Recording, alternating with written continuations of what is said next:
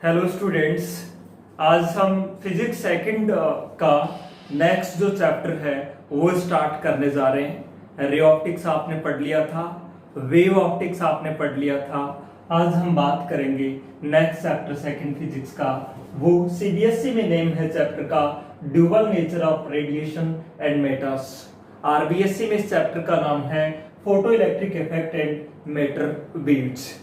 अभी तक आपने जो सीखा था वो ये सीखा था, जैसे लाइट के बारे में आपने ये देखा था, न्यूटन ने अपनी जो थ्योरी दी थी, न्यूटन की कॉर्पस्कुलर थ्योरी, उस थ्योरी में उन्होंने क्या कहा, आपने ये सीखा कि light is made by small particles and every particle has their own kinetic energy. Due to that energy they travel along a straight line and that straight line is known as ray. आपने देखा था ray optics में light को आपने light ना दे करके बार बार आप क्या बोल रहे थे, रे बोल रहे थे। उसके बाद में आपने ये भी देखा कि ये जो थ्योरी है रिफ्लेक्शन और रिफ्रैक्शन को एक्सप्लेन करने में सक्सेस हो रही थी। कुछ फिनोमिना आई थी वो आपने देखी थी कि ये जो थ्योरी है डिफ्रैक्शन, आपका interference of light, polarisation of light को एक्सप्लेन करने में सक्सेस नहीं थी, जिसके चलते हाइगन ने न्यू थ्योरी प्रपोज्ड की और उस थ्योरी का नाम दिया हाइगन की वेव थ्योरी। हाइगन ने लाइट को वेव माना और वेव मान करके आपने इनकी स्टडी की, इंटरफेरेंस की, डिफ्रैक्शन की और पोलराइजेशन की पिछले चैप्टर में वेव ऑप्टिक्स में। लेकिन कुछ फिनोमिनाज जिसकी हम बात करेंगे, जैसे फोटो इलेक्ट्रिक इफेक्ट है, इसको हाइगन की वेव थ्योरी है और वो नहीं समझा पा रही थी, तो इसके लिए मैक्सवेल प्लांक को न्यू थ्योरी प्रपोज करनी पड़ी, मैक्सवेल प्लांक की क्वांटम थ्योरी। उस थ्योरी के अकॉर्डिंग हम ये कह सकते हैं कि जो लाइट है उसका एमिशन कंटिन्यूअस ना हो करके एनर्जी पैकेट्स के फॉर्म में होता है और उन एनर्जी पैकेट्स को क्वांटा या फिर फोटोन कहा जाता है। ये क्वांटम थ्योरी। तो इसमें आपने ये कहा कि क्वांटम और क्वांटा को बेसिकली फोटोन को क्या माना गया है, पार्टिकल माना गया है। इस चैप्टर का जैसा कि नाम है, ये सीबीएसई में चैप्टर नंबर ये है 9 है सेकंड फिजिक्स का, है ना, और आरबीएसई में है ये चैप्टर नंबर आपका 13 ये है। अब आप ये देखिए, जैसे dual nature of radiation and matter. Dual nature of radiation and matter का मीनिंग क्या हुआ, फर्स्टली हम ये क्लियर कर लेते हैं। रेडिएशन और मैटर में क्या डिफरेंस है, आपको ये क्लियर होना चाहिए। मैटर बेसिकली आप ये कह सकते हैं, मैटर का क्या होता है, मास होता है, उसका वॉल्यूम होता है ना, रेस्ट मास होता है मैटर का, है ना। मैटर का रेस्ट मास भी होता है, वॉल्यूम भी होती है, मोमेंटम भी होता है और एनर्जी भी होती है। किनका, मैटर का। जैसे मैं ये कहूं ये पार्टिकल है या ये मैटर है ना, ये मैटर है, इसका मास है, रेस्ट मास है ना, नॉन जीरो होता है इसका रेस्ट मास, तो इसको हमने मैटर नाम दिया। रेडिएशंस वो होते हैं जिनका रेस्ट मास नहीं होता, जिनका रेस्ट मास क्या होता है, जीरो होता है, उनको हम कह सकते हैं रेडिएशंस।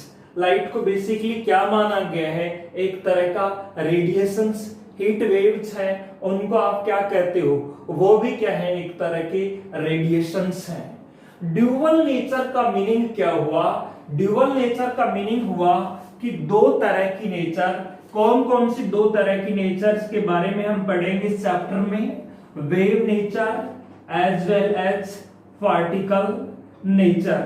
यानी इस चैप्टर में हम ये सीखेंगे कि जिस तरह से जो मैटर है उनकी नेचर क्या होती है, हम कहते हैं पार्टिकल नेचर होती है एक तरह से, और पार्टिकल नेचर के साथ साथ में इनकी नेचर क्या होती है, वेव नेचर भी होती है। और जो रेडिएशंस हैं उनको, जैसे लाइट क्या है, रेडिएशंस है, लाइट है, वो एक तरह का क्या है, रेडिएशन है, और उसकी नेचर कैसी नेचर होती है, रेडिएशन की वेव नेचर। लेकिन हम यहाँ ड्यूअल नेचर की बात सीखेंगे, यानी वेव नेचर है तो साथ साथ में इसकी नेचर क्या होगी, पार्टिकल नेचर भी होगी। यानी every material should have dual nature, wave nature as well as particle nature. खैर ये तो चैप्टर का नाम है, हम डिटेल में सीखेंगे इसको। चैप्टर के स्टार्टिंग में बेसिक जो चीजें हैं जो चैप्टर को समझने के लिए चाहिए उनको हम समझ पढ़ते हैं, पहले उनकी स्टडी करते हैं। ये तो मैंने इसलिए बताया, dual nature of radiation and matters. Radiation की ड्यूअल नेचर कौन सी होगी, particle nature as well as wave nature, और मैटर्स की भी ड्यूअल नेचर यानी दोनों ही नेचर, कौन सी, particle nature as well as wave nature.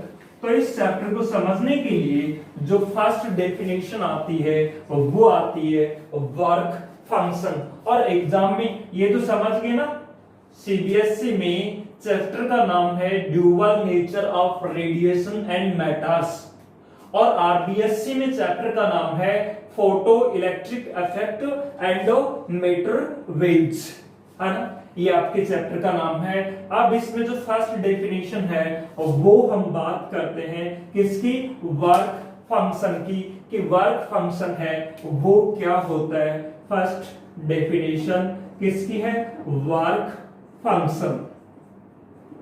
देखो आप ये जानते हैं वर्क फंक्शन को अपन रिप्रेजेंट करते हैं या तो फाई नोट से, या फिर इसको किससे रिप्रेजेंट किया जाता है, W नॉट से रिप्रेजेंट किया जाता है। आप जानते हैं मेटल्स के बारे में अच्छे से। मेटल्स में क्या होते हैं, फ्री इलेक्ट्रॉन्स होते हैं। फ्री इलेक्ट्रॉन्स क्या मेटल से बाहर आ सकते हैं, नहीं आ सकते। मान लीजिए उनको बाहर लाना है तो उनको क्या देनी पड़ेगी, उनको आपको एनर्जी देनी पड़ेगी, और जितने मिनिमम एनर्जी आप देते हो उसको मेटल सरफेस पर लाने के लिए उसी एनर्जी को क्या बोला जाता है, वर्क फंक्शन बोला जाता है। सो वर्क फंक्शन क्या होता है, मिनिमम अमाउंट ऑफ एनर्जी है जो कि किसी इलेक्ट्रॉन को चाहिए उस मेटल से एस्केप कराने के लिए। एस्केप का मतलब है अलग कराने के लिए जो मिनिमम अमाउंट ऑफ एनर्जी चाहिए, उसी एनर्जी को क्या बोला जाता है, उसी एनर्जी को कहा जाता है वर्क फंक्शन। सो इसकी डेफिनेशन लिख लेते हैं वर्क फंक्शन की। क्या होता है, the minimum amount of energy, work function होता है the minimum amount of energy given required by an electron to just escape from the metal surface is called, इसको क्या बोलेंगे, work function, is called work function. अच्छा, सभी metals के लिए work function same होगा या सभी के लिए वर्क फंक्शन है वो डिफरेंट होगा? ये आप सोच रहे होंगे सभी के लिए सेम कैसे हो सकता है। मान लीजिए ये कोई भी एक मेटल है, जैसे जिसमें आप ये न्यूक्लियस है उसका, ये इलेक्ट्रॉन्स हैं और ये इस तरह से 8 है ना, इस तरह से ये है। अब जैसे इसमें इस इलेक्ट्रॉन को लेके आना है तो इस इलेक्ट्रॉन को लाने के लिए इसको इजीली फ्री करा सकते हैं या नहीं। एक ये है जैसे इस तरह का है जिसमें इलेक्ट्रॉन कहाँ है, यहाँ है ना, और एक मेटल में इलेक्ट्रॉन यहाँ है।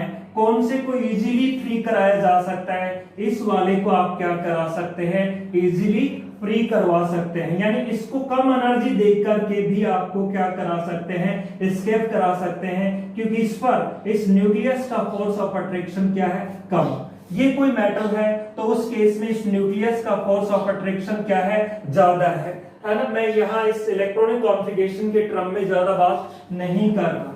तो आप ये कह सकते हैं हर एक जो मेटल्स होती है उनका वर्क फंक्शन क्या होता है, अलग अलग होता है। उससे पहले मैं बात कर लेता हूं आपसे। वर्क फंक्शन की जो यूनिट है, वर्क फंक्शन बेसिकली होता क्या है, एक तरह की एनर्जी, और एनर्जी की यूनिट क्या होनी चाहिए, जूल होनी चाहिए, और जूल ही होती है सही यूनिट, है ना। अदर यूनिट है इसकी वो इलेक्ट्रॉन वोल्ट भी होती है।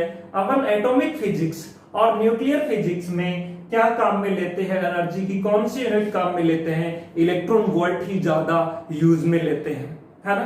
तो सबसे पहले आपको इलेक्ट्रॉन वोल्ट के बारे में पता होना चाहिए कि इलेक्ट्रॉन वोल्ट है क्या। हालांकि मैंने इलेक्ट्रिक पोटेंशियल में इसकी डेफिनेशन बता दी थी, फिर हम यहाँ इलेक्ट्रॉन वोल्ट की डेफिनेशन लिख लेते हैं कि इलेक्ट्रॉन वोल्ट होता क्या है। सो सेकंड जो डेफिनेशन है वो मैं लिख रहा हूं किसकी, इलेक्ट्रॉन वोल्ट की, यानी 1 इलेक्ट्रॉन वोल्ट क्या है। इलेक्ट्रॉन वोल्ट, है ना, it is the amount of energy, ये क्या लिखवाया था आपको, it is the amount of energy, amount of energy which is gained by an electron, है ना, by an electron through a potential difference of 1 volt. 1 volt का potential difference apply करने पर, है ना, इलेक्ट्रॉन जितनी एनर्जी गेन कर रहा है उसी एनर्जी को क्या कहा जाता है, 1 इलेक्ट्रॉन वोल्ट कहा जाता है। वर्क फंक्शन है उसकी यूनिट भी क्या होगी यहाँ पे, इलेक्ट्रॉन वोल्ट, या फिर क्या होगी इसकी यूनिट, जूल होगी, है ना। वर्क फंक्शन एटॉमिक फिजिक्स और न्यूक्लियर फिजिक्स में कौन सी यूनिट है कॉमनली यूज में ली जाती है एनर्जी की, इलेक्ट्रॉन वोल्ट ही यूज में ली जाती है। लिख लीजिए आप, है ना। वैसे तो वर्क फंक्शन बहुत सारी जो फोटो सेंसिटिव मेटल्स हैं जैसे सोडियम हो गया, प्लेटिनम हो गया, सीजियम हो गया, इसमें 2 के याद रखना, किसके, एक तो प्लेटिनम के और दूसरा किसका, सीजियम का। प्लेटिनम का जो वर्क फंक्शन है वो हाईएस्ट होता है 5.65 इलेक्ट्रॉन वोल्ट, और सीजियम का है वर्क फंक्शन वो क्या होता है, लोवेस्ट होता है ना, 2.14 इलेक्ट्रॉन वोल्ट। इसका मतलब ये हुआ कि आप प्लेटिनम से यदि इलेक्ट्रॉन को एस्केप कराना चाहते हैं तो उसके लिए आपको एनर्जी क्या देनी पड़ेगी, ज्यादा देनी पड़ेगी, और सीजियम से किसी इलेक्ट्रॉन को एस्केप कराना चाहते हैं तो आपको एनर्जी क्या देनी पड़ेगी, कम देनी पड़ेगी। तो आप लिख लीजिए यहाँ पे क्या, द वर्क फंक्शन, है ना, द वर्क फंक्शन, मैं यहां लिख रहा हूं, the work function for platinum is highest होता है, और कितना होता है, ये होता है 5.65 जूल में नहीं है, ये किसमें है, इलेक्ट्रॉन वोल्ट में है। और जूल और इलेक्ट्रॉन वोल्ट में आपको रिलेशन पता है ना, जूल और इलेक्ट्रॉन वोल्ट में रिलेशन ये होता है, यहां लिख देता हूं मैं, कितना, 1 electron volt is equals to 1.6 into 10 की पावर -19। हालांकि इलेक्ट्रिक पोटेंशियल के साथ में मैं आपको लिखवा चुका हूं ये, है ना। The work function for platinum is highest and is 5.65 electron volt, and for caesium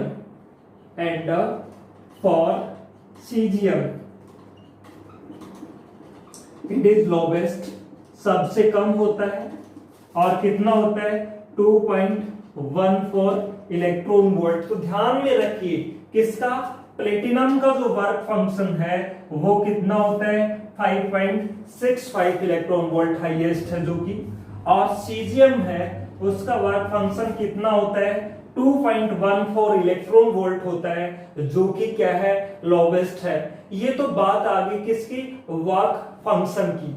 अब हम बात करते हैं इलेक्ट्रॉन इमिशन की।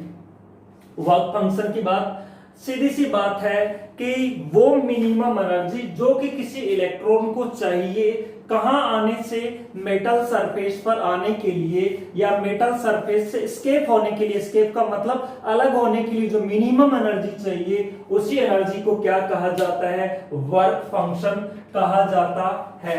अब आप बात करेंगे किसकी, electron emission. Electron emission basically क्या होता है, emission of electrons from the metal surface को ही क्या कहा जाता है, इलेक्ट्रॉन एमिशन कहा जाता है ना, इलेक्ट्रॉन एमिशन है ना। अब आप जो अगली जो डेफिनेशन सीखने जा रहे हैं वो है इलेक्ट्रॉन एमिशन। इलेक्ट्रॉन एमिशन होता क्या है, emission of electrons from metal surface को ही क्या कहा जाता है, इलेक्ट्रॉन एमिशन कहा जाता है। किसका एमिशन, इलेक्ट्रॉन्स का, कहां से, मेटल सरफेस से, उसी को आप क्या बोलेंगे, इलेक्ट्रॉन एमिशन। भाई इलेक्ट्रॉन एमिशन कब होगा, जब उन इलेक्ट्रॉन्स के पास में क्या आएगी, एनर्जी आएगी, और एनर्जी आएगी तभी वो क्या होंगे, मेटल से अपने आप को एस्केप करेंगे और वो अलग होंगे। उस एनर्जी की भी बात करेंगे कि वो एनर्जी कहां से आएगी। फर्स्टली हम ये लिख लेते हैं, the emission of electrons, the emission of electrons from the metal surface, from the metal surface is called electron emission। इसको क्या बोला जाता है, इलेक्ट्रॉन एमिशन बोला जाता है।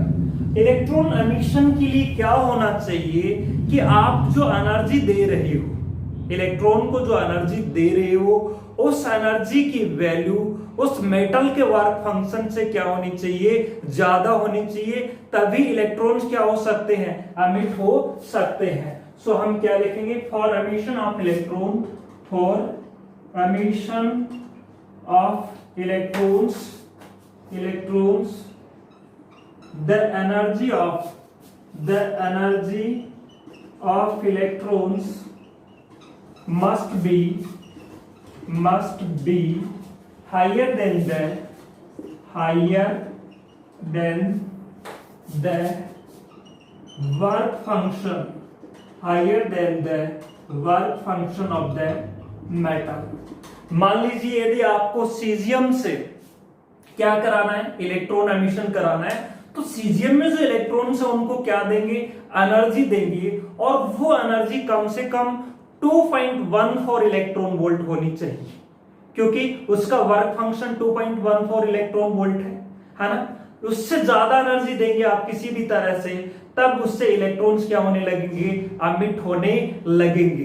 तो वो एनर्जी कितने तरह से हम दे सकते हैं, यानी कितने तरह से इलेक्ट्रॉन्स का एमिशन करवा सकते हैं, उनकी बात हम अब करते हैं, है ना। तो बात समझ में आई। फर्स्टली इलेक्ट्रॉन एमिशन क्या होता है, the emission of electrons from the metal surface is called electron emission.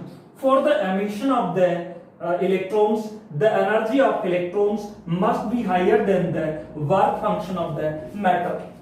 अब हम बात करते हैं कि कौन कौन से तरीकों से इलेक्ट्रॉन एमिशन हो सकता है ना, कौन कौन से तरीके हैं इलेक्ट्रॉन एमिशन के। तो 4 टाइप्स हैं इसके, मेनली 3 टाइप्स कह सकते हैं हम, 4 टाइप्स, यानी 4 टाइप से इलेक्ट्रॉन को क्या मिल सकती है, एनर्जी मिल सकती है। इलेक्ट्रॉन को एनर्जी नहीं मिलेगी तो न्यूक्लियस ने उसको पकड़ रखा है, न्यूक्लियस ने इलेक्ट्रॉन पर क्या लगा रखा है, फोर्स ऑफ अट्रैक्शन, और उसको आप एस्केप कराना चाहते हैं। वो एस्केप कब होगा, वो एस्केप तभी होगा जब आप उसको एनर्जी देंगे।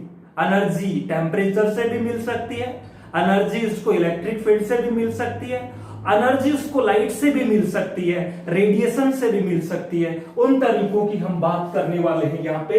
तो कौन कौन से तरीके हैं, पहला जो तरीका है, पहला जो एमिशन का तरीका है उसको बोला जाता है thermo ionic emission.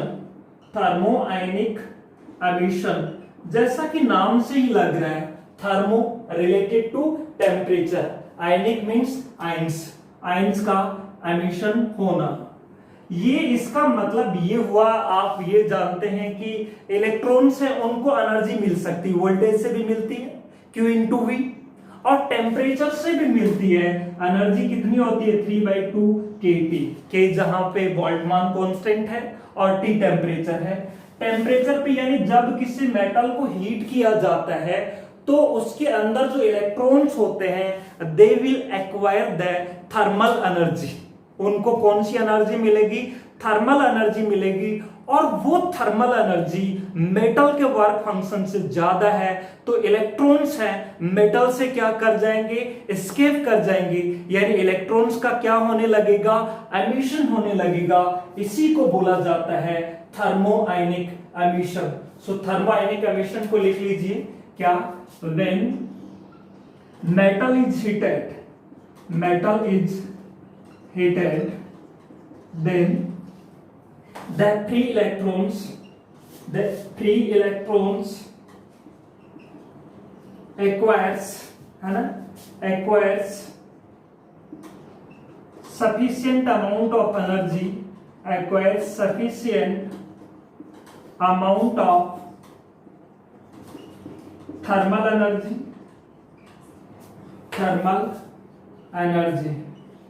and they escape from the metal surface, या फिर कह सकते हैं and eject out from the metal। इसी एमिशन को क्या बोला जाता है, थर्मोआयनिक एमिशन। अगला जो एमिशन की आप बात कर रहे हैं सेकंड, वो होता है फील्ड एमिशन। कौन सा एमिशन है, फील्ड एमिशन। फील्ड एमिशन में क्या होता है, हाई जैसे इलेक्ट्रिक फील्ड में किसी मेटल को रखा जाएगा, तो मेटल को रखने पे आपने कहा ये मेटल है, ये इसको इलेक्ट्रिक फील्ड में रखा है, इस पे पॉजिटिव भी है नेगेटिव भी है, लेकिन दोनों क्या है, बराबर है, तो नेट चार्ज तो जीरो है। लेकिन होगा क्या, इलेक्ट्रिक फील्ड की खास बात होती है पॉजिटिव पे भी फोर्स लगाता और नेगेटिव पे भी। पॉजिटिव पे किधर फोर्स लगाएगा, अपनी डायरेक्शन में, तो पॉजिटिव वाले तो इधर जाएंगे और नेगेटिव वाले इधर जाएंगे। नेगेटिव वाले मतलब कौन, इलेक्ट्रॉन इससे इधर जाएंगे तो वो क्या होने लगेंगे, एमिट होने लगेंगे, और इसी को बोला जाता है फील्ड एमिशन। यानी जब किसी मेटल को हाई इलेक्ट्रिक फील्ड में आप रख देते हैं तो उनसे नेगेटिव बाहर आना, उसका मतलब क्या हुआ, नेगेटिव के बाहर आने का मतलब है इलेक्ट्रॉन्स का एमिशन, है ना। तो हम ये कह सकते हैं when metal is subjected, when metal is subjected in high electric field, और हाई इलेक्ट्रिक फील्ड की रेंज लगभग आप कह सकते हैं 10 की पावर 3 से लेकर के 10 की पावर आप ये कह सकते हैं 6 वोल्ट के रेंज का, है ना, 10 की पावर 8 वोल्ट पर मीटर की रेंज का इस इलेक्ट्रिक फील्ड में आप रखेंगे, हम इस इतने हाई इलेक्ट्रिक फील्ड में रखेंगे तो इससे then the electrons emit from the metal surface, और इसी एमिशन को क्या बोला जाता है, फील्ड एमिशन बोला जाता है। नेक्स्ट जो एमिशन है उसकी हम बात, और वो चैप्टर पूरा ही उसी एमिशन पे टिका हुआ है, ये पूरा चैप्टर है वो उसी एमिशन पर टिका हुआ है, वो एमिशन है फोटो इलेक्ट्रिक एमिशन। सो जो थर्ड एमिशन है वो यहां लिख रहा हूं मैं, और वो कौन सा है, photo electric emission. Photo electric emission जो है उसमें क्या होता है, कौन सा एमिशन पढ़ने वाले हैं आप, फोटो इलेक्ट्रिक एमिशन। फोटो का मतलब फोटोन का मतलब लाइट के पास भी एनर्जी है। जब हाई फ्रीक्वेंसी लाइट को, लाइट ही नहीं कोई भी रेडिएशन, इलेक्ट्रोमैग्नेटिक वेव को किसी मेटालिक सरफेस पे इंसिडेंट कराया जाता है तो उससे क्या एमिट होने लगते हैं, इलेक्ट्रॉन्स एमिट होने लगते हैं, इसी को बोला जाता है फोटो इलेक्ट्रिक एमिशन। यानी जब हाई फ्रीक्वेंसी रेडिएशंस हैं वो कहां पे इंसिडेंट कराते हैं, आप मेटालिक सरफेस से इंसिडेंट कराते हैं, तो उस मेटालिक सरफेस से किनका एमिशन होने लगता है, इलेक्ट्रॉन्स का। इसी को बोला जाता है फोटो इलेक्ट्रिक एमिशन, और इस तरह के इलेक्ट्रॉन्स को बोला जाता है फोटो इलेक्ट्रॉन्स। बात क्लियर है? सो अब हम लिख लेते हैं फोटो इलेक्ट्रिक एमिशन के बारे में कि फोटो इलेक्ट्रिक एमिशन क्या होता है ना। When high frequency electromagnetic radiations, when high frequency electromagnetic radiations, light क्या है भाई, अल्ट्रावायलेट रेज क्या है, सारे इलेक्ट्रोमैग्नेटिक रेडिएशंस ही तो है। Radiations incident on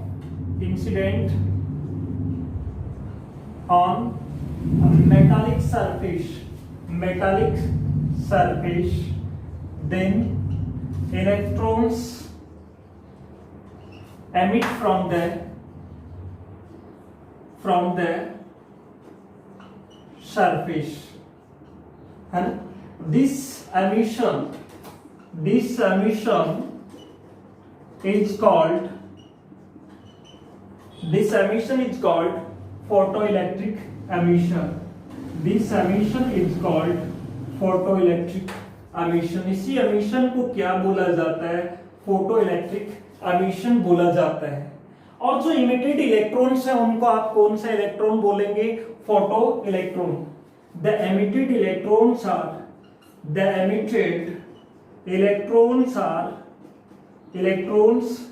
are known as photo electrons, है ना। ऐसे इलेक्ट्रॉन्स को आप क्या बोलेंगे, फोटो इलेक्ट्रॉन्स। फोर्थ, हालांकि ये एमिशन ही इस पूरे चैप्टर में इसी का डिस्कशन होगा, फोटो इलेक्ट्रिक इफेक्ट में इसी पे हम वर्क करेंगे, यही एमिशन की बात होगी, है ना। फोर्थ एमिशन है जिसको वैसे बोला जाता है सेकेंडरी एमिशन, पढ़ ही रहे हैं तो वो भी देख लेते हैं, है ना। बाकी काम क्या आएगा अपने यहाँ इस चैप्टर में पूरे में, फोटो इलेक्ट्रिक एमिशन ही काम आएगा। सेकेंडरी एमिशन क्या होता है, फोर्थ जो एमिशन है आपका है वो है सेकेंडरी एमिशन। सेकेंडरी एमिशन में होता क्या है कि जो फास्ट मूविंग जो इलेक्ट्रॉन्स हैं वो कहां पे स्ट्राइक हो, मेटालिक सरफेस पे स्ट्राइक हो। तो मेटालिक सरफेस पे स्ट्राइक होने पर क्या होगा, वो अपनी कुछ एनर्जी मेटल के अंदर जो इलेक्ट्रॉन्स हैं उनको ट्रांसफर कर देंगे, और उनको यदि एनर्जी मिल जाएगी तो मेटल सरफेस से क्या हो जाएंगे, एस्केप हो जाएंगे, यानी उनका क्या होने लगेगा, एमिशन होने लगेगा। इसको क्या बोला जाता है, secondary emission.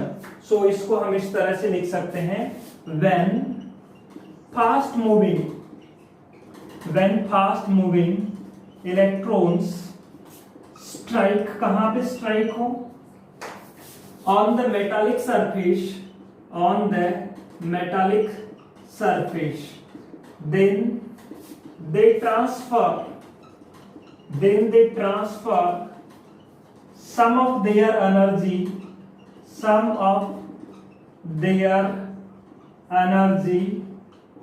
to the free electrons inside the metal. In this way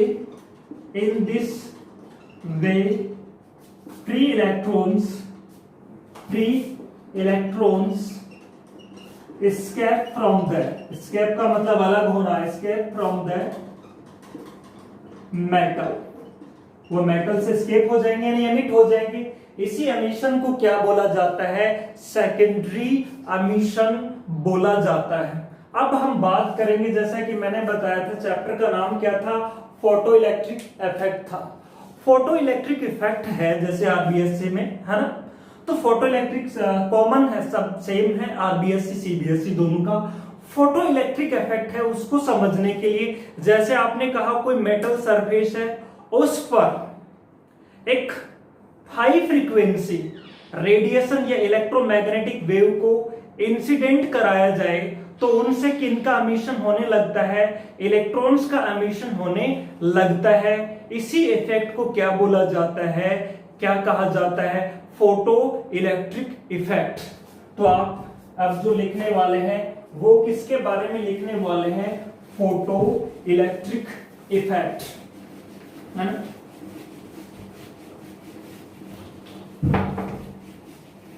photo electric effect के बारे में लिखने वाले हैं कि फोटो इलेक्ट्रिक इफेक्ट होता है क्या है। हाई फ्रीक्वेंसी रेडिएशंस को आप कहा, when the phenomena of photo electric effect लिख रहे हैं, photo electric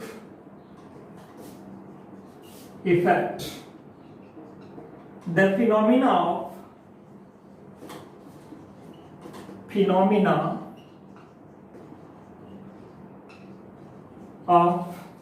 emission of electrons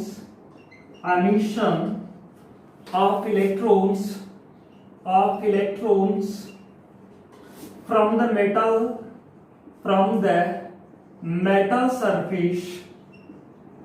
the metal surface when high frequency radiations,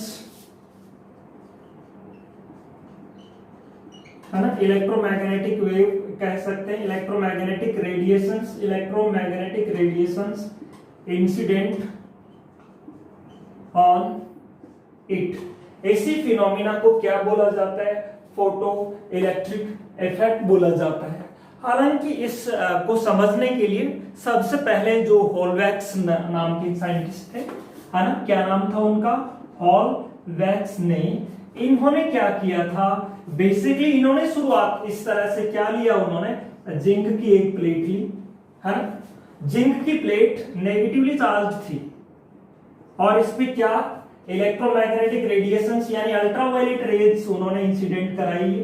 ultraviolet rays incident कराने पर ये पाते हैं कि इस पे नेगेटिव चार्ज था और ये क्या हो जाती है, न्यूट्रल, यानी इस पे कोई चार्ज नहीं रहता।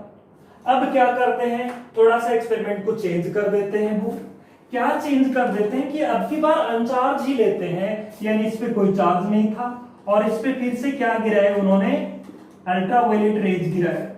अल्ट्रावायलेट रेज गिराने पर अब ये क्या होने लगी, पॉजिटिवली चार्ज होने लगी, है ना, पॉजिटिवली चार्ज होगी। अब उन्होंने क्या किया, थर्ड स्टेप में, थर्ड एक्सपेरिमेंट में already positively charge zinc plate ले ली और उस पे फिर से क्या गिराई, अल्ट्रावायलेट रेज गिराई।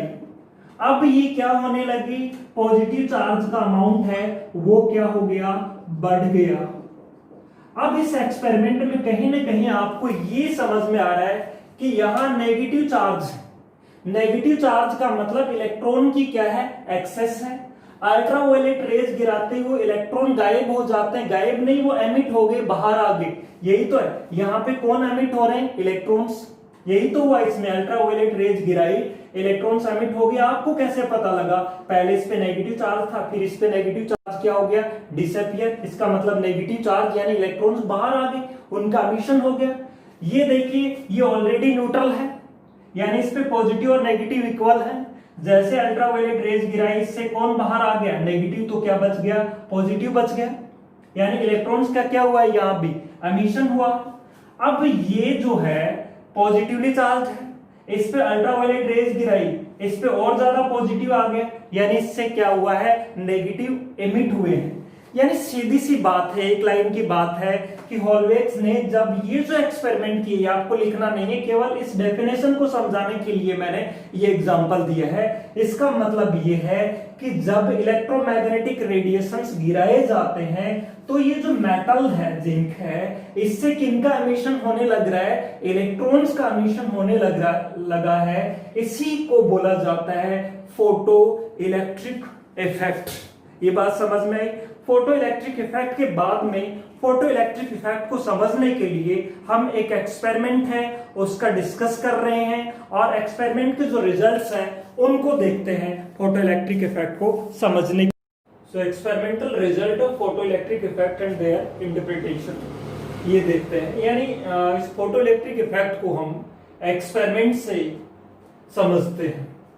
ये जो देख रहे हैं ये एक ग्लास का, एक आप ये कह सकते हैं ग्लास का ट्यूब है, और इसके अंदर ध्यान रखें एयर नहीं होनी चाहिए, यानी क्या होना चाहिए, एवेक्यूपेट होना चाहिए।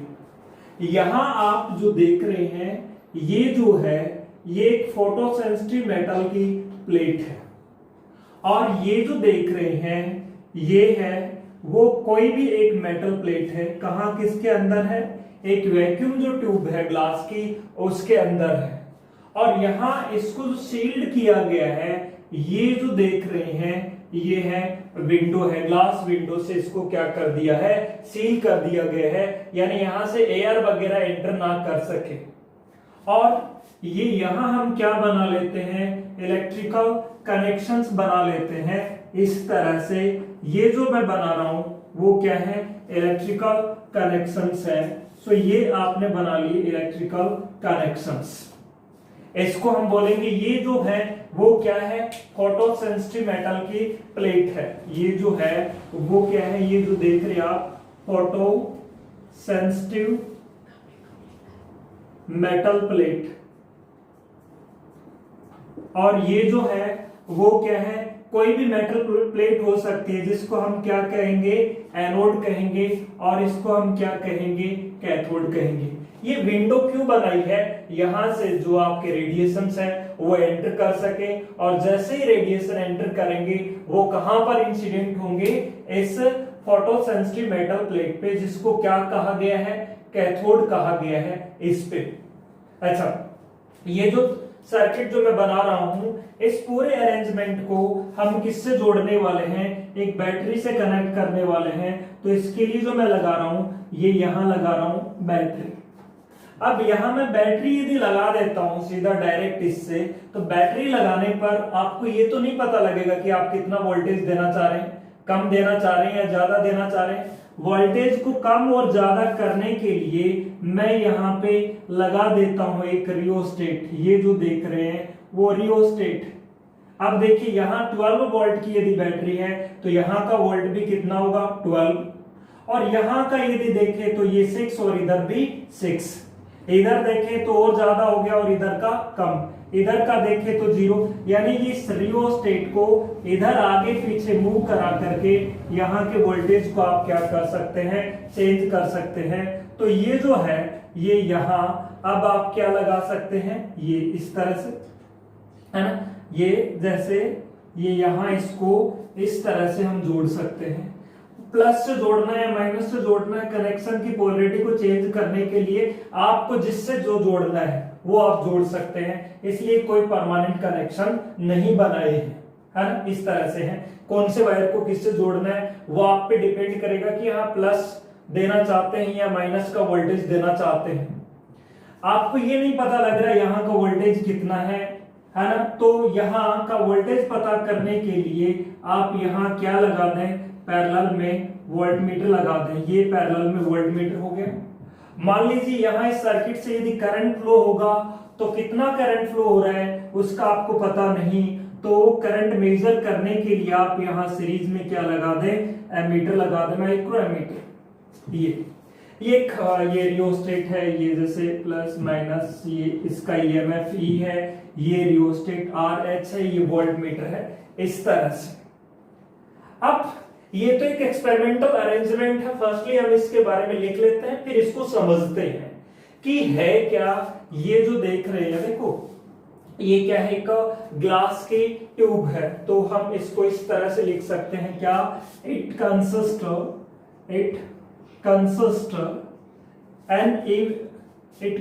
ऑफ एन इवैक्यूएटेड, है ना, यानी इसके अंदर क्या नहीं होनी चाहिए, एयर नहीं होनी चाहिए, यानी पूरा क्या होना चाहिए, वैक्यूम होना चाहिए।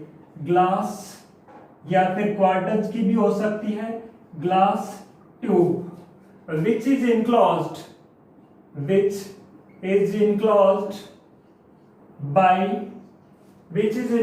बाय इसके अंदर कौन है, विच इनक्लोज्ड ये क्या है, photo sensitive plate, photo sensitive plate, नाम क्या दे दिया इसका, सी, कैथोड है। एंड अदर प्लेट, किसकी है ये, मेटल की, अदर मेटल प्लेट, उसका क्या नाम दे रखा है, ए नाम दे रखा है, इसको एनोड भी कहते हैं ना। अब ये देखो यहां से जो ये ट्यूब है जो क्वार्ट्ज की, ये यहां से क्या पैक की गई है, इस विंडो से, ये जो देख रहे हैं है ना, this is sealed by, this is sealed, seal किया गया है बाय ए ग्लास विंडो, है ना, ग्लास विंडो से इसको क्या किया गया है, सील किया गया है ग्लास ट्यूब को। अच्छा, ग्लास विंडो क्या करेगी, इट परमिट द रेडिएशंस, है ना, या it allow the radiations which incident on the photosensitive metal plate. So the glass window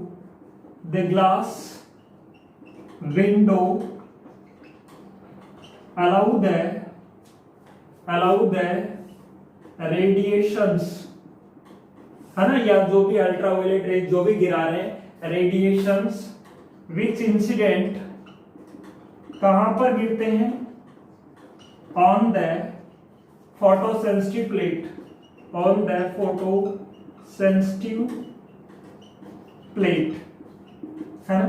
और यहां से क्या एमिट होते हैं, इलेक्ट्रॉन्स आर एमिटेड, जैसे इस पे गिरेंगे तो यहां से क्या एमिट होंगे, इलेक्ट्रॉन्स, है ना, electrons are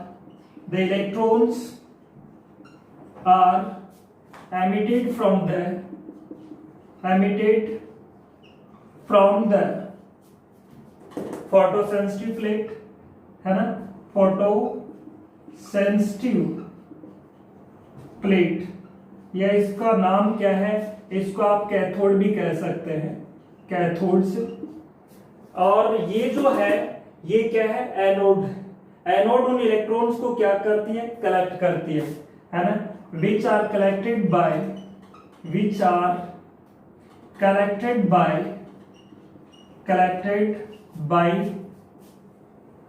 anode and metal plate A, and it is also called, इसको क्या कहते हैं, एनोड भी कह सकते हैं, या फिर इसको क्या बोल सकते हैं, कलेक्टर भी बोल सकते हैं। इसकी बात कर रहे हैं आप, इसको एनोड या फिर क्या कह सकते हैं, कलेक्टर भी कह सकते हैं, क्योंकि ये कलेक्ट करने का काम करेगी। ये कैथोड हो गया और ये एनोड हो गया।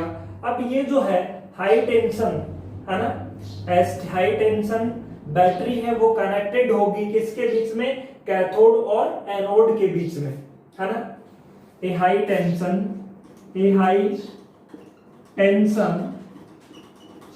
batteries connected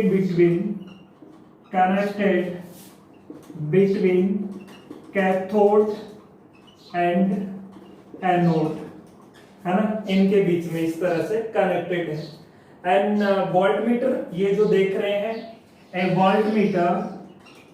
voltmeter is connected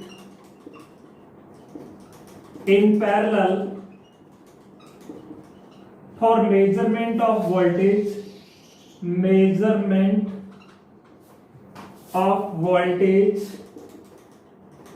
and an ammeter is connected in series for measurement of current as shown, जैसा कि आपने सर्किट डायग्राम में, सीधी सी बात है, ये जो आपने लिखी है ना सर्किट डिस्क्रिप्शन में, क्या लिखा है, एक ग्लास की ट्यूब है, इसके अंदर क्या है, एक फोटोसेंसिटिव मेटल की प्लेट है जिसका नाम क्या है, कैथोड है, या एमिटर भी बोला जाता है क्योंकि ये इलेक्ट्रॉन्स को क्या करती है, एमिट करती है। दूसरी प्लेट किसकी है, मेटल की है, ये इसको क्या बोला जाता है, एनोड, है ना, या इसका दूसरा नाम कलेक्टर भी है। अच्छा, इसके ऊपर ये जो है, ये शील्ड किससे है, एक ग्लास विंडो से शील्ड है। ग्लास विंडो का काम क्या है, यहाँ क्या गिरेंगे, रेडिएशंस गिरेंगे, ये अल्ट्रावायलेट रे जो भी गिरेंगी यहाँ पे, वो कहाँ आ सके, इस ग्लास विंडो से होती हुई कहाँ पे गिर सके, है जो भी लाइट गिर रही है वो कहाँ पे गिर सके, आप कैथोड पे, यानी इस फोटो सेंसिटिव मेटल प्लेट पे। और जैसे गिरेगी यहां से किन का एमिशन स्टार्ट हो जाएगा, इलेक्ट्रॉन्स का, है ना। फिर आपने लिखा है यहाँ पे क्या कनेक्ट किया गया है, एक हाई टेंशन बैटरी कनेक्ट की गई है एनोड और कैथोड के बीच में। इस सर्किट से यदि करंट फ्लो होगा तो उस करंट को मेजर करने के लिए एक एमीटर लगा है सीरीज में, और यहाँ आप कितना वोल्टेज दे रहे हैं वो मेजर करने के लिए आपने वोल्टमीटर लगाया है पैरेलल में। ये तो इस सर्किट का डिस्क्रिप्शन था। अब हम, हमारा जो काम की बात थी, हम फोटो इलेक्ट्रिक इफेक्ट को इस एक्सपेरिमेंट के थ्रू समझना चाह रहे थे, उसी को समझते हैं हम। अब इसको देखो, जैसे यहां से क्या इंसिडेंट होगी, लाइट या अल्ट्रावायलेट रेज गिराएंगे, अल्ट्रावायलेट रेज गिरते ही इसमें जो इलेक्ट्रॉन्स हैं उनको क्या मिलेगी, एनर्जी मिलेगी, और इलेक्ट्रॉन्स को एनर्जी मिलते ही, आप सोच के देखिए इसको सिंपल वे में, आपको एग्जाम में यही बनाना है, ये लिख लिया, ये लिखने के बाद में एग्जाम में यही बनाना है। इसको मैं थोड़ा सा सिंपल वे में समझा रहा हूं कि आपके पास में ये जो सर्किट है, इसमें ये आपके पास कह रहे हैं क्या है, फोटोसेंसिटिव प्लेट है, और ये आपकी मेटल प्लेट है, और ये इस तरह से, है ना। अब आप कहें यहां, जैसे मान लीजिए ये इस तरह से है, और यहां आपने क्या किया है, इस तरह से मान लीजिए पॉजिटिव वोल्टेज दे रखा है। अब वोल्टेज देने पर क्या आप मुझे बताएं यहां से करंट फ्लो होना चाहिए या नहीं? आपके आंसर्स इस तरह से होंगे, सर होना चाहिए। मैं कहूंगा आप फ्लो करवा सकते हैं ऐसा करके, क्योंकि ये तो 3 सेंटीमीटर गैप है, ये सर्किट ही क्लोज नहीं हुआ, और सर्किट क्लोज नहीं हुआ तो करंट कैसे फ्लो होगा? या 10 वोल्ट का बैटरी लगा दो, क्या करंट फ्लो होगा? नहीं हो सकता। क्यों नहीं हो सकता? क्योंकि यहां से यहां के बीच में कोई वायर है ही नहीं। लेकिन जब एक्सपेरिमेंट किया गया, यहां से आपने क्या लगा रखे, विंडो, और विंडो पे यहां क्या गिर रहे हैं, ये है ना रेडिएशंस, यानी अल्ट्रावायलेट रेज गिराई। अल्ट्रावायलेट रेज गिराने पर इससे किनका एमिशन होने लगा, इलेक्ट्रॉन्स का। और इलेक्ट्रॉन्स का एमिशन हुआ तो इलेक्ट्रॉन्स के एमिशन के कारण इलेक्ट्रॉन बाहर निकल गए, इलेक्ट्रॉन की कमी होगी। इलेक्ट्रॉन की कमी को क्या बोला जाता है, पॉजिटिव चार्ज। मान लीजिए 40 इलेक्ट्रॉन्स बाहर आ गए, मान के चल रहा हूं एक एग्जांपल में कि 40 इलेक्ट्रॉन्स बाहर आ गए, क्या सभी की एनर्जी सेम होगी? सभी की एनर्जी सेम नहीं हो सकती। जैसे मान लो एनर्जी उनको कहां से मिली है, इन रेडिएशन से मिली है। मान लो ये न्यूक्लियस है, और ये यहाँ इलेक्ट्रॉन थे, यहाँ इलेक्ट्रॉन थे, और यहाँ इलेक्ट्रॉन थे, इस तरह से। मान लो इस इलेक्ट्रॉन को भी एनर्जी मिली, इनको भी मिल रही है, और इनको सफिशिएंट एनर्जी मिल रही है, जिस एनर्जी के कारण ये क्या हो रहे हैं, एस्केप हो रहे हैं। तो क्या सभी की एनर्जी सेम रहेगी? नहीं, उस एनर्जी को ये दो काम में ले रहे, एक तो यहां से बाहर आने में, और दूसरा यदि वो वर्क फंक्शन के बराबर ही है तो जस्ट बाहर आ पाएंगे।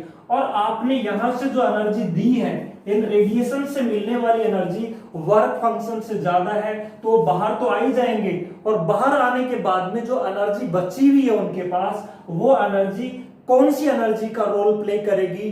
काइनेटिक एनर्जी का रोल प्ले करेगी, जिसकी वजह से वो किस में आएंगे, मोशन में। आपसे पूछा जाए क्या सभी की काइनेटिक एनर्जी सेम होगी? नहीं, सबकी काइनेटिक एनर्जी सेम नहीं हो सकती। यहां था उसको बाहर आने के लिए एनर्जी क्या चाहिए होती, कम, तो इसने एनर्जी कम कंज्यूम करी है बाहर आने के लिए। इसको जो एनर्जी मिली है सबको बराबर मिल रही है मान लीजिए, तो इसने अपनी एनर्जी कम कंज्यूम करी है, तो इसके पास एनर्जी अब क्या बची हुई है, ज्यादा। यहां है उसको बाहर आने के लिए एनर्जी थोड़ी ज्यादा चाहिए, तो इसने थोड़ी ज्यादा एनर्जी कंज्यूम की मेटल से बाहर आने के लिए, तो इसके पास जो काइनेटिक एनर्जी बची है कंपैरेटिवली इसके, वो क्या बची है, कम। और यहां वाला यदि ये आया है तो इसके पास जो एनर्जी बची है वो और भी क्या है, कम। तो जो इलेक्ट्रॉन्स बाहर आ रहे हैं उन सभी की काइनेटिक एनर्जी देखो, एक तो जो आप इनको एनर्जी दे रहे हो, किन से एनर्जी दे रहे हो, इन रेडिएशन से, है ना, इन लाइट से। और वो एनर्जी किनको मिल रही है, इसके अंदर जो इलेक्ट्रॉन्स है उनको मिल रही है। उस एनर्जी के कारण वो क्या हो रहे हैं, मेटल से बाहर हो रहे हैं, यानी उनका एमिशन हो रहा है। एमिशन के बाद में यदि उनकी एनर्जी सफिशिएंट थी तो वो सफिशिएंट एनर्जी है, जो बच गई एनर्जी बाहर आने के बाद में, वो एनर्जी की वजह से वो क्या करेंगे, मूव करेंगे। यानी वो एनर्जी कौन सी एनर्जी का रोल प्ले करेगी, काइनेटिक एनर्जी का। तो सभी की एनर्जी काइनेटिक एनर्जी क्या नहीं हो सकती, सेम नहीं हो सकती। यहां से आया है उसने अपनी एनर्जी ज्यादा बचा रखी है, यहां से आया है उसने अपनी एनर्जी कम बचा रखी है, क्योंकि इसको बाहर निकलने के लिए ज्यादा एनर्जी खर्च की है इसने। भाई ज्यादा एनर्जी खर्च की है तो बची एनर्जी क्या है, कम। तो इस तरह से मान लो ये इलेक्ट्रॉन्स आ रहे हैं और ये इलेक्ट्रॉन्स आए, अब सारे के सारे वो एक्सेलरेट होंगे, किधर होंगे, यहां आएंगे। और यहां आते ही यहां इस पे आते हैं, ये कौन सी प्लेट है, पॉजिटिव। और पॉजिटिव उनको क्या कर लेगा, एक्सेलरेट, उनको अट्रैक्ट कर लेगा, जिसकी वजह से क्या फ्लो होगा, करंट फ्लो होगा। यदि आप ये नहीं गिराते तो इससे करंट फ्लो नहीं होता। ये गिराने पर, यानी लाइट या फोटोन गिराने पर इससे क्या फ्लो हो सकता है, इस केस में करंट फ्लो हो सकता है। और उस करंट को क्या बोला जाएगा, फोटो इलेक्ट्रिक करंट। यही तो है फोटो इलेक्ट्रिक में। अब हमें ये देखना है कि ये जो फोटो इलेक्ट्रिक करंट है ये क्या इस पर डिपेंड करता है या नहीं करता। ये जो पोटेंशियल है उस पोटेंशियल को मैं बोलूंगा एनोड पोटेंशियल। ये एनोड है ना, एनोड पे अप्लाई किया गया पोटेंशियल क्या डिपेंड करता है। आप सोच के देखिए, मान लीजिए आपने यहां पे जीरो पोटेंशियल अप्लाई कर रखा है, क्या यहां करंट फ्लो होगा। आप सोच रहे होंगे जब वोल्टेज ही जीरो है तो करंट फ्लो होना नहीं चाहिए, लेकिन यहां पर होगा। जैसे ही आप यहां से लाइट इंसिडेंट करा रहे हैं या रेडिएशन इंसिडेंट करा रहे हैं, कहां पे गिरेंगे, ये इस फोटोसेंसिटिव मेटल प्लेट पे गिरेंगे। यहां से किनका एमिशन होगा, इलेक्ट्रॉन्स का एमिशन होगा। और इलेक्ट्रॉन्स का एमिशन होने के कारण ये जो प्लेट है वो बन जाएगी पॉजिटिवली चार्ज, यानी इस पर आ जाएगा आपका पॉजिटिव चार्ज। और पॉजिटिव चार्ज आने के कारण आप ये कह रहे हैं इस पर क्या आ जाएगा, पॉजिटिव चार्ज। अब उनकी जो एनर्जी है वो सफिशिएंट एनर्जी है, तो वो इलेक्ट्रॉन्स क्या होंगे, इधर एक्सेलरेट होंगे। और एक्सेलरेट होने के कारण मान लीजिए यहां से 40 इलेक्ट्रॉन्स आए हैं। अब 40 में सभी की एनर्जी तो ज्यादा नहीं हो सकती। मान लीजिए 30 इलेक्ट्रॉन्स के पास इतनी एनर्जी है कि वो कहां पहुंच गए, यहां तक पहुंच गए। यहां पहुंचने के बाद में उनको कोई दिक्कत नहीं है। यहां पहुंचने के बाद में उनको क्या मिल गया, एक कंडक्टिंग पाथ मिल गया। इलेक्ट्रॉन नेगेटिव चार्ज है और यहां पहुंचेंगे तो देखो इनको फिर से ये क्या अट्रैक्ट कर लेगा, पॉजिटिव वाला। आप सोच रहे हो सर ये वापस यहां क्यों नहीं अट्रैक्ट कर लेता, यहां कोई मीडियम ही नहीं है, कहां से अट्रैक्ट करे। यहां जैसे ही यहां पहुंच जाएंगे उनको ये अट्रैक्ट कर लेगा। कहने का मतलब ये हुआ, इस केस में यदि आप इस तरह से ग्राफ बनाते हैं तो आप ये कहते हैं कि आपका जो एनोड पे अप्लाई किया गया जो पोटेंशियल है वो कितना है, जीरो। आपने जो यहां पोटेंशियल अप्लाई किया है वो कितना है, जीरो है। यहां का पोटेंशियल जीरो होने के बावजूद भी कितने इलेक्ट्रॉन पहुंच पा रहे हैं, 30 इलेक्ट्रॉन पहुंच पा रहे हैं, यानी उनकी वजह से क्या फ्लो होगा, करंट 30 की वजह से। अब आप यहां का पोटेंशियल बढ़ाएंगे, मान लीजिए जीरो ना करके 2 वोल्ट करते हैं, 0.2 वोल्ट करते हैं, 0.2। पहले जो इलेक्ट्रॉन्स थे वो अपनी एनर्जी के कारण आ रहे थे। अब 0.2 प्लस का 0.2 इलेक्ट्रॉन पे कौन सा चार्ज है, नेगेटिव, तो उनको अपनी ओर क्या करेगा, अट्रैक्ट करेगा। अट्रैक्ट करेगा मतलब उनकी एनर्जी को क्या करेगा, इंक्रीज करेगा। और इंक्रीज करेगा तो 40 में से 30 तो अपने आप पहुंच रहे थे। 40 में यहां से एमिट कितने हुए, 40 में से 10 वापस क्यों चले गए, क्योंकि उनकी एनर्जी सफिशिएंट नहीं थी। 30 यहां तक क्यों आ रहे थे, क्योंकि उनकी एनर्जी क्या थी, सफिशिएंट थी। तो वो तो 0 वोल्ट पे भी आ रहे थे। अब जैसे आपने यहां का कुछ वोल्टेज बढ़ाया, जैसे 0.2 वोल्ट किया, 0.2 वोल्ट करने पे यहाँ के एनोड के पोटेंशियल को 0.2 वोल्ट करने पर अब यहाँ जो 10 इलेक्ट्रॉन थे जो बेचारे कमजोर पड़ गए थे, जिनकी एनर्जी क्या थी, कम थी, उनको भी ये क्या करेगा, यहां लाएगा, खींचेगा। यानी 30 के बजाय अब इलेक्ट्रॉन बढ़ेंगे, पोटेंशियल बढ़ाने पे इलेक्ट्रॉन बढ़ेंगे, और इलेक्ट्रॉन बढ़ेंगे तो करंट भी क्या होगा, बढ़ेगा।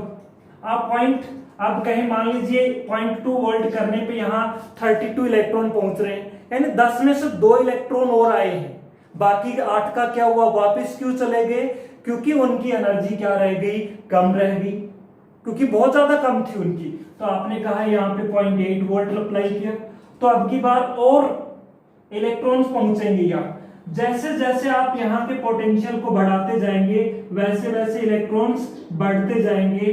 क्या 40 से ज्यादा हो सकते इलेक्ट्रॉन, 40 से ज्यादा नहीं हो सकते, क्योंकि आपने जो यहां से फोटोन या लाइट गिराई थी उसकी वजह से यदि यहां से एमिट होने वाले इलेक्ट्रॉन्स ही 40 हैं तो यहाँ 40 से ज्यादा नहीं आ सकते, भले ही यहाँ का पोटेंशियल आप कितना भी अप्लाई क्यों न कर लें। तो यहाँ पोटेंशियल फिर बढ़ाने की जरूरत नहीं है, क्योंकि यहाँ रीच होने वाले इलेक्ट्रॉन मोर देन 40 नहीं हो सकते, है ना। ये मैं बताऊंगा कि 40 कब होंगे। जैसे मान लो यहाँ से 40 फोटोन गिर रहे हैं, तो कितने इलेक्ट्रॉन्स को एनर्जी मिली, 40 को, तो कितने इलेक्ट्रॉन एमिट हुए, 40, तो उस केस में 40। अब वो 40 में से 30 पहुंचे, 32 पहुंचे, 35 पहुंचे, कब पहुंच रहे हैं, उनकी नंबर कब बढ़ रही है, जब यहाँ का पोटेंशियल, पॉजिटिव पोटेंशियल एनोड वाला आप बढ़ा रहे हो। क्या पॉजिटिव पोटेंशियल बहुत ज्यादा बढ़ा करके इनकी नंबर को आप 40 से ज्यादा कर सकते हो इस एग्जांपल में, नहीं कर सकते। जब है ही वो 40 तो उनकी नंबर 40 से ज्यादा नहीं हो सकती है। तो फिर चाहे आप पोटेंशियल कितना ही बढ़ा लो, यहाँ का करंट क्या हो जाएगा, कांस्टेंट हो जाएगा, है ना। इसको हम बोलते हैं सैचुरेशन करंट। अब करंट है वो किस पर डिपेंड नहीं करेगा, एनोड के पोटेंशियल पर। अब आपने एक बात ये सोची कि हम अब की बार यहां से एनोड का पोटेंशियल चेंज कर देते हैं, बैटरी के हमारे पास पोलैरिटी चेंज कर दें, यानी यहां पे कौन सा पोटेंशियल अप्लाई कर दें, नेगेटिव पोटेंशियल अप्लाई कर दें। नेगेटिव करेंगे तो वो तो क्या होगा, पहले 0 वोल्ट पे भी कितने इलेक्ट्रॉन पहुंच रहे थे, 30 इलेक्ट्रॉन पहुंच रहे थे। नेगेटिव वाले तो क्या करेगा, इलेक्ट्रॉन बेचारे यहाँ बगे आ रहे थे और वो रिपेल कर देगा, रिपेल कर देगा। मान लीजिए 30 में से 25 तो कंट्रोल की ही नहीं है, क्यों नहीं, उनकी बहुत ज्यादा एनर्जी है, तो रिपेल करने पे कोई फर्क नहीं पड़ा। जैसे मान लो 0.1 वोल्ट नेगेटिव का अप्लाई किया, कोई फर्क नहीं पड़ा, लेकिन फिर भी 5 इलेक्ट्रॉन रिपेल हो गए। तो यहाँ कितने पहुंचे, 25 ही पहुंचे। आपने कहा और नेगेटिव अप्लाई किया, यहाँ पे नेगेटिव का और ज्यादा अप्लाई किया, जैसे 0.2 वोल्ट, तो नेगेटिव तो क्या करेगा, रिपेल करेगा, तो और जो कम थी इस 25 में से कम एनर्जी वाले थे वो रिपेल हो जाएंगे। आपने मान लीजिए नेगेटिव में 2 वोल्ट कर दिया, 2 वोल्ट पर यहां पर कोई भी इलेक्ट्रॉन नहीं पहुंच पा रहा, तो उस केस में क्या यहाँ पे करंट फ्लो होगा, आप कहेंगे नहीं, यहाँ पे कोई करंट फ्लो नहीं होगा। तो जैसे जैसे आप नेगेटिव पोटेंशियल बढ़ा रहे हैं, ये इस साइड में नेगेटिव, ये एनोड पोटेंशियल ले रहे हैं, एनोड पोटेंशियल इस साइड में नेगेटिव और इस साइड में पॉजिटिव। अब की बार आप नेगेटिव, जैसे जैसे नेगेटिव पोटेंशियल बढ़ा रहे हैं वैसे वैसे करंट क्या होता जाएगा, कम। और एक वो पोटेंशियल, नेगेटिव पोटेंशियल की वो वैल्यू, जैसे यहाँ 2 वोल्ट है, मैग्नीट्यूड ही लिखा है, माइनस क्यों नहीं लिखा, माइनस की प्लेट है ही है ना। इस पोटेंशियल को बोला जाता है स्टॉपिंग पोटेंशियल। यहां फिर से समझना, आपने क्या किया, जैसे जैसे एनोड के पोटेंशियल को इंक्रीज किया वैसे वैसे यहां पे रीच होने वाले, एनोड पे रीच होने वाले जो इलेक्ट्रॉन्स हैं उनकी नंबर भी बढ़ती गई, और उनकी नंबर बढ़ने के कारण करंट भी क्या होता गया, बढ़ता गया। लेकिन फिर उसका जो करंट है वो क्या बन गया, कांस्टेंट बन गया, यानी यहाँ पे करंट ऑलमोस्ट क्या हो गया, इंडिपेंडेंट हो गया, किस पर, एनोड पोटेंशियल पर। फिर आप नेगेटिव पोटेंशियल अप्लाई कर रहे हो, तो नेगेटिव पोटेंशियल को मैं बोलूंगा रिटार्डेशन पोटेंशियल भी, नेगेटिव पोटेंशियल को मैं क्या बोलूंगा, रिटार्डेशन पोटेंशियल भी। जैसे आपने रिटार्डेशन पोटेंशियल अप्लाई किया यहाँ पे, है ना। पहले ये पॉजिटिव वाला था, ये वाला था, है ना, और अब आपने रिटार्डेशन का मतलब एनोड पे क्या अप्लाई किया, नेगेटिव वाला। तो रिटार्डेशन पोटेंशियल अप्लाई किया एनोड पे, तो यहाँ एनोड पे रीच होने वाले इलेक्ट्रॉन्स में क्या आने लगी, कमी आने लगी, और एनोड पे वो रिटार्डेशन पोटेंशियल, जिस पोटेंशियल पर एनोड से कोई करंट फ्लो, एनोड पे कोई इलेक्ट्रॉन नहीं रीच हो रहा, उस रिटार्डेशन पोटेंशियल को बोला जाता है स्टॉपिंग पोटेंशियल। ध्यान रखिए मैं क्या बोल रहा हूं, स्टॉपिंग पोटेंशियल। तो हम लिख लेते हैं, ये हम किसकी बात कर रहे थे, इफेक्ट ऑफ, यानी करंट, यहां से जो करंट फ्लो हो रहा था, टॉपिक का नाम क्या है, यहां इसके बारे में ये तो मैंने समझा रहा था आपको, जो ये डायग्राम बनाना है उससे पहले इस डायग्राम के बारे में डिस्क्राइब कर दिया आपने। फिर इसके बारे में जो रिजल्ट लिख रहे हैं आप, पहला है क्या है टॉपिक इसका, इफेक्ट ऑफ किसका, यहां का potential, effect of potential on photo electric current. Photo electric current का क्या इफेक्ट है, पर क्या इफेक्ट है किसका, पोटेंशियल का। यानी जैसे जैसे आपने ये देखा था, यहां से आप पोटेंशियल बढ़ा रहे थे, है ना, when we increase the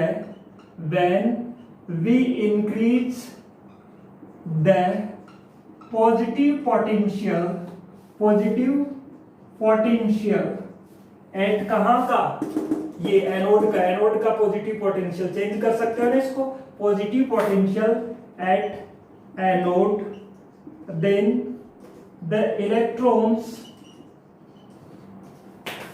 या फिर डायरेक्टली लिख सकते हैं इलेक्ट्रॉन बढ़ रहे हैं, इसका मतलब फोटो इलेक्ट्रिक करंट बढ़ रहा है, then the photo electric current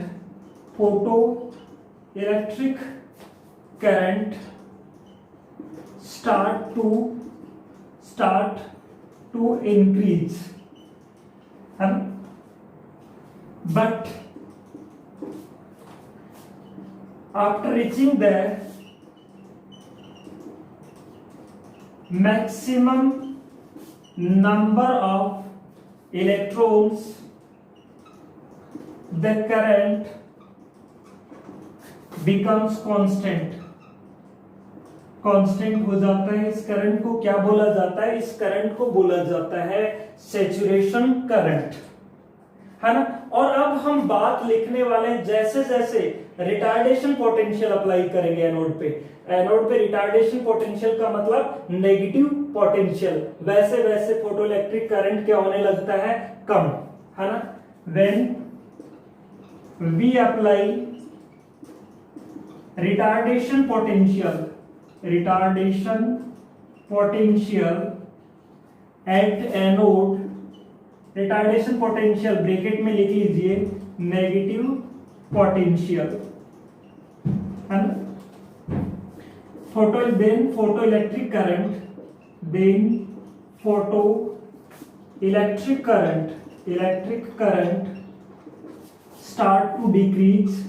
start to decrease, कम होने लगता है एट सर्टेन वैल्यू, यहां लिख देता हूं मैं, एट सर्टेन वैल्यू ऑफ, या फिर लिख सकते हैं द वैल्यू ऑफ, है ना, ये मिनिमम वैल्यू है, the value of retardation potential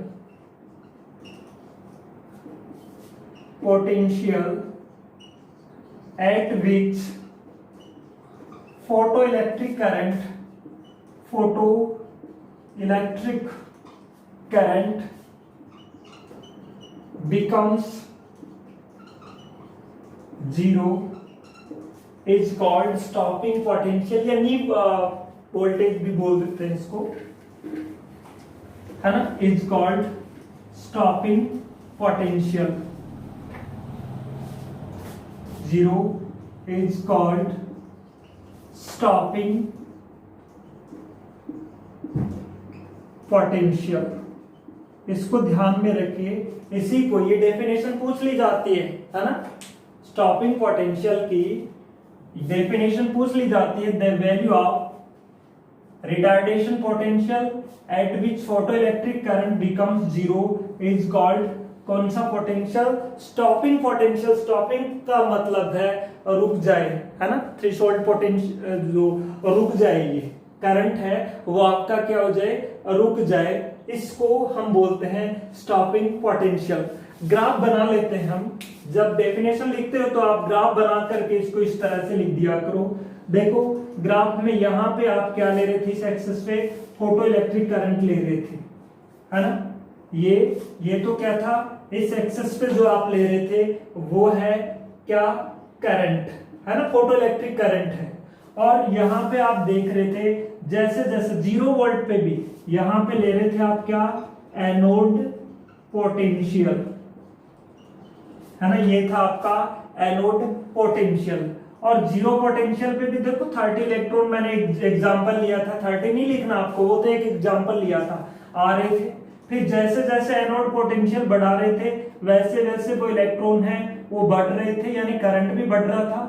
फिर वो 40 थे मैक्सिमम, तो फिर आप ज्यादा इलेक्ट्रॉन कहां से लाओगे, क्योंकि रेडिएशन से निकल ही कितने रहे थे, 40, तो मैक्सिमम होने के बाद में यहाँ पे करंट क्या हो रहा था, कांस्टेंट। इस करंट को कौन सा करंट बोला जाता है, सैचुरेशन करंट, है ना, मैक्सिमम होने के बाद में करंट क्या हो गया, कांस्टेंट। जैसे ही आपने यहाँ रिटार्डेशन पोटेंशियल अप्लाई किया, यानी नेगेटिव पोटेंशियल अप्लाई किया, करंट क्या होने लगा, कम होने लगा। और ये वैल्यू जिस पर ये क्या हो गया, जीरो हो गया, उस पोटेंशियल को आपने क्या नाम दिया, नी पोटेंशियल या फिर स्टॉपिंग पोटेंशियल, है ना, नी पोटेंशियल, या आप इसका नाम ध्यान रखिए स्टॉपिंग पोटेंशियल, ये, और इसको रिप्रेजेंट करेंगे किससे, V0 से। सो ये ग्राफ बता रहा है किसमें है, एनोड पोटेंशियल और करंट में। जैसे जैसे एनोड पे पॉजिटिव पोटेंशियल आप इंक्रीज करेंगे वैसे वैसे करंट इंक्रीज होता जाएगा, लेकिन उसके बाद में करंट मैक्सिमम होने के बाद में करंट है वो डिपेंड नहीं करता एनोड पोटेंशियल पर। और जैसे आप एनोड पर नेगेटिव पोटेंशियल अप्लाई करते हैं या फिर नेगेटिव पोटेंशियल को बोला जाता है रिटार्डेशन पोटेंशियल, तो करंट क्या होने लगता है, कम होने लगता है ना। तो रिटार्डेशन पोटेंशियल की वो वैल्यू जिस पे करंट क्या हो जाए, जीरो हो जाए, उसी को आप बोलते हैं स्टॉपिंग पोटेंशियल। तो ये तो क्या था, ये हम यहाँ ये देख रहे थे क्या कि जो एनोड पोटेंशियल है वो चेंज करने पर किस तरह से फोटो इलेक्ट्रिक करंट चेंज होता है। यहाँ ध्यान ये रखना है कि यहाँ इन इलेक्ट्रॉन्स को जो एनर्जी मिल रही है वो कहां से मिल रही है, इन रेडिएशन से मिल रही है। अब हम आगे क्या करेंगे, इनको चेंज करके देखेंगे कि किस तरह से, किनको चेंज करने पर यहाँ से जो आ रहे हैं जो फोटोन या रेडिएशंस, उनकी इंटेंसिटी को चेंज करने पर करंट किस तरह से चेंज होता है वो देखेंगे।